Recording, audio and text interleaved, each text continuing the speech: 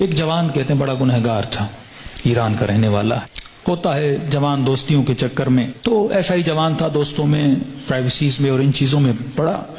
جب والدین نے زیادہ پوچھنا شروع کیا تو اس کو پتا تھا اب گھر میں تو یہ میں کام نہیں کر سکتا، نشے کا عادی ہو چکا تھا، تو اس نے ماں باپ کو چھوڑا۔ کہتا ہے میں اتنا بد اخلاق تھا، جب غصہ آتا تھا تو کبھی کبھی ماں کو بھی مارتا تھا، باپ کو بھی۔ جب نفس کی حکمرانی ہو جائے نا بندے پر تو ظالم بھی بن جاتا ہے۔ کہتا الگ میں نے فلیٹ لیا، ایک گاڑی تھی، میں اس سے مسافر اور پیسنجرز اٹھاتا تھا ایران میں، جو دن میں کمائی ہوتی تھی، رات کو نشہ، گناہ، فحاشی۔ کہتے ہیں محرم کا مہینہ شروع ہوا، ایام محرم آئے، 6 دن گزر گئے، میرے دوست نہیں آئے۔ میں نے فون کیا کیوں نہیں آئے، انہوں نے کہا کہ مصیبت کے دن ہیں، ایام ازاں ہیں، ہم گنہگار ہیں لیکن کم از کم 10 دنوں میں ہم احترام کرتے ہیں۔ تو کہتا ہے میں غصے سے دوستوں کو آنے کی ضرورت نہیں ہے، میں نے گاڑی نکالی اور راستے کو جا رہا تھا، مسافر اٹھاتے اٹھاتے رات بہت لیٹ ہو گئی تھی، اس راستے پہ ایک میں نے لڑکی کو کھڑا ہوا دیکھا، اسے میں نے گاڑی میں بٹھایا، کہاں جانا ہے، کہا سیدھا جانا ہے۔ آگے چلتا گیا، اچانک نفس نے غلبہ کیا، گناہ نہیں کیا تھا اتنے دنوں سے، ذہن میں خیال آیا اکیلی خاتون گاڑی میں ہے، نیت گناہ کی، گاڑی کو میں نے موڑا۔ یہ جوان بچی محجب کہنے لگی کہاں جا رہے ہو، مجھے تو سامنے جانا ہے۔ میں نے وہی گناہ والے جملے بولے، اسے دعوت گناہ دی۔ کہ بچی رونے لگی تو کیسی باتیں کر رہا ہے، کس نے کہا میں نے تو ارادہ بنا دیا ہے۔ کہتا مجھے واسطے دینے لگی، اب اکیلی خاتون کیا کرے، اسپیڈ سے میں گاڑی چلا رہا ہوں، دروازے لاک ہیں۔ کہتا مجھے واسطے دینے لگی، ظاہر ایران تو مطلب دونوں شیعہ ہیں نا۔ کہنے لگی تجھے حسین کا واسطہ، تجھے مولا علی کا واسطہ، تجھے امام زمانہ کا واسطہ، ایرانی حضرت عباس کا بڑا احترام کرتے ہیں، تجھے ابو الفضل کا واسطہ۔ کہتا میں نے کچھ بھی نہیں سنا، میں نے کہا یہ چھوڑ دو عقیدے کی باتیں، فلاں کا واسطہ، فلاں کا واسطہ، کس نے دیکھا ہے۔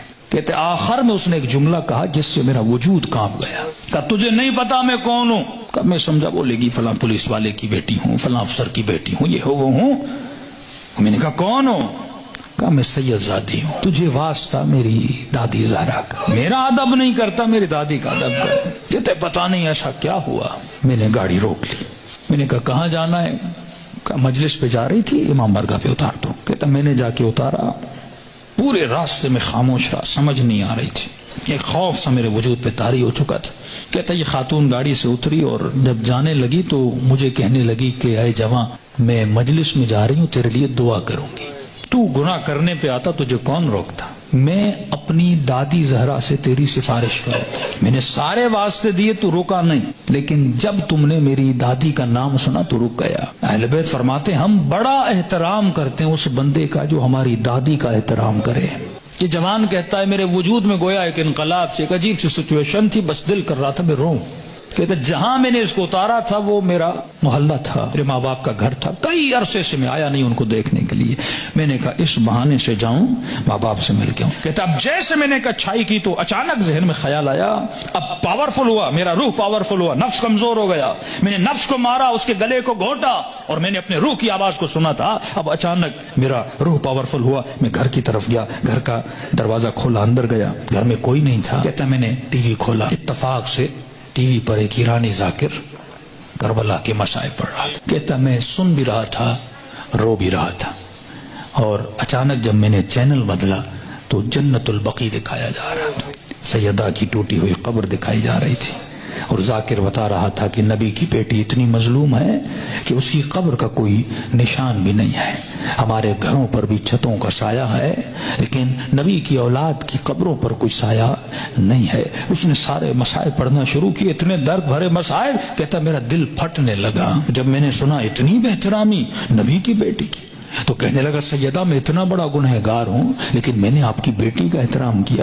ایسے تھے جنہوں نے نبی کی بیٹی کا احترام نہیں کیا۔ کہ تب جب رونے لگا تو مجھے اپنے گناہ، اپنی خطائیں، اپنی بدکاریاں سب یاد آنے لگی، جتنی میری اندر کی کثافتیں تھیں گویا کسی نے سامنے لا کر کھڑی کر دی تھی۔ اب میں رو بھی رہا تھا، اللہ سے معافیا بھی مانگ رہا تھا، اتنے میں میری ماں گھر آئی، جس ماں کو مارتا تھا۔ اتنے سالوں کے بعد جب ماں نے مجھے دیکھا، کہتا جیسے مجھے دیکھا تو دیکھ میں رو رہا تھا، کہتے جیسے مجھے دیکھا تو وہ بڑے پیار سے میرے ماتھے کا بوسہ دیا اور کہنے لگی رضا تو وہ نہیں جو یہاں سے گیا تھا، مجھے بدلا بدلا لگ رہا ہے۔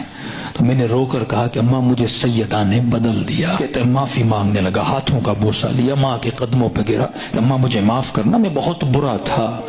جب میں زیادہ رونے لگا تو ماں نے کہا بیٹا یہاں نہیں رو، امام بارگاہ میں مجلس ہو رہی ہے، معصوم کا فرمان ہے کوئی بھی دنیا کی مصیبت آئے نا ایسے نہ رویا کرو، بیوی چھوڑ کے جاتی ہے، بچے بدتمیزی کرتے ہیں، رزق میں پریشانیاں آتی ہیں، بندے کا دل کرتا ہے روؤں، کہتے ایسے اپنے آنسوؤں کو ضائع نہ کیا کرو، ذکر حسین کو یاد کیا کرو، مصیبت اہل بیت کو یاد کیا کرو، ان آنسوؤں کی قیمت بڑی ہے، ان کو ایسے ضائع نہ کیا کرو، غم حسین میں مناجات خدا میں توبہ میں بہایا کرو۔ تو ماں نے کہا حسین کی مجلس میں جاؤ، کہتا ہے اتنے سالوں کے بعد جب محلے میں گیا تو محلے داروں نے دیکھا رے وہ جوان جو اتنا گمراہ تھا آج ذکر حسین میں رو رہا ہے، اس کی زندگی میں انقلاب بپا ہو گیا۔ کہا کہ جب سے گیا، اس کی ماں کہتی ہے یہ خادم بن گیا حسین کا، یہ عزاداروں کے برتن دھوتا، کبھی جوتیاں بناتا، کبھی وہاں پہ ان کے لیے چائے رکھتا، دن رات خدمت کر رہا ہے کہ پورے محلے نے گواہی دی کہ یہ اس سے سچا عزادار ہم نے دیکھا نہیں ہے۔ کہتے ہیں 1-2 مہینے گزرے، ایک قافلہ بنا کربلا جانے کے لیے، تو لہٰذا اس قافلے سالار جو تھا مسجد کا ہیڈ بھی تھا، پریزیڈنٹ بھی تھا، اس نے اسے بلایا کہ رضا ادھر آ، ایک جوان کو ہمارے ساتھ چلنا تھا جو ہیلپر تھا لیکن وہ بیمار ہو گیا ہے، میں اتنے دنوں سے سوچ رہا تھا کسے لے کر جاؤں اس کی جگہ پر، اچانک ذہن میں خیال آیا تجھ جیسا نیک جوان ہے اسے لے جاؤں حسین کی زیارت پہ۔ کہتا جیسے میں نے سنا میں رونے لگا، میں نے کہا مولا حسین کچھ دن نہیں ہوئے آپ کے قافلے میں آیا ہوں، اتنی جلدی آپ نے مجھے اپنی زیارت پہ بلا لیا۔ کہا مولا حسین کی زیارت کی، توبہ کی، واپس آیا، پھر ایک قافلہ حج کے لیے نکلا۔ کہا رضا قافلے والے اور محلے والے بول رہے ہیں جب تک یہ جوان چلے گا تو ہم چلیں گے، کیونکہ ہم نے اس سے اچھا خادم نہیں دیکھا، اس سے اچھا محبت کرنے والا نہیں دیکھا۔ کہ تب تو پاؤں سے زمین نکل گئی کہ سیدہ اپنے بیٹے کی زیارت بھی کروائی، اب اپنے جنت البقیع بھی مجھے بلا لیا۔ کہ اتنا بڑا شرف مجھے ملا، گویا زندگی بہار بن چکی تھی جب سب کچھ کر کے واپس آیا۔ اس کے محلے کا ایک نیک متقی پرہیزگار تاجر تھا، بزنس مین تھا، وہ اس کے باپ سے ملا، کہنے لگا کہ میں اتنے دنوں سے دیکھ رہا ہوں ایک جوان میں اتنا انقلاب آ جائے، مجھے سمجھ نہیں آ رہا، مطلب ارادے کا اتنا مضبوط ہے، یہ اور بن چکا ہے، میں چاہتا ہوں کہ اپنی بیٹی کا رشتہ اس سے کرواؤں۔ اس نے کہا کہ میں اپنے بیٹے کی گارنٹی نہیں دیتا، تجھے پتا ہے 4 مہینے پہلے کیا تھا اب کیا ہے، بات کرنی اس سے جا کر خود کر۔ اس کے پاس ہے، کہنے لگا رضا اپنی بیٹی دینا چاہتا ہوں لیکن ایک وعدہ دو۔ کہ کون سا وعدہ؟ کہ وعدہ یہ دو کہ پھر حسین کو چھوڑو گے نہیں، یہ دروازہ چھوڑ کے جاؤ گے نہیں۔ کہنے قبلہ میں اپنی ہر نماز میں دعا کرتا ہوں اے خدا وہ دن میری زندگی کا آخری دن ہو جب میں حسین کے ہاتھ کو چھوڑ کے چلا جاؤں۔ کہتے کل رشتہ لے کر آ جانا۔ کہتے یہ جوان اپنے ماں باپ کے ساتھ رشتہ لے کر گیا۔ جب اس کے گھر میں داخل ہوئی، ایران میں رسم ہے جس بچی کا رشتہ لینے جاتے ہیں وہ چائے لے کر آتی ہے، وہ بچی چائے لے کر آئی، جیسے اس جوان نے کپ اٹھایا اس بچی کی نگاہ اس کے چہرے پر پڑی، کہتے ہیں ہاتھ سے وہ ٹریل گرا اور چیخ مار کے بے ہوش ہو گئی، مرے میں لے گئے۔ بڑی دیر کے بعد ہوش میں آئی اور جیسے ہوش میں آئی زار و قطع رونے لگی اور اس کی زبان پر بس ایک ہی نام تھا، یا فاطمہ الزہرا، یا فاطمہ الزہرا۔ ماں پریشان بیٹی، رو کیوں رہی ہو؟ ایسا کیا دیکھا؟ یہ جوان پریشان، اس کے ماں باپ پریشان، ایسا کیا ہوا؟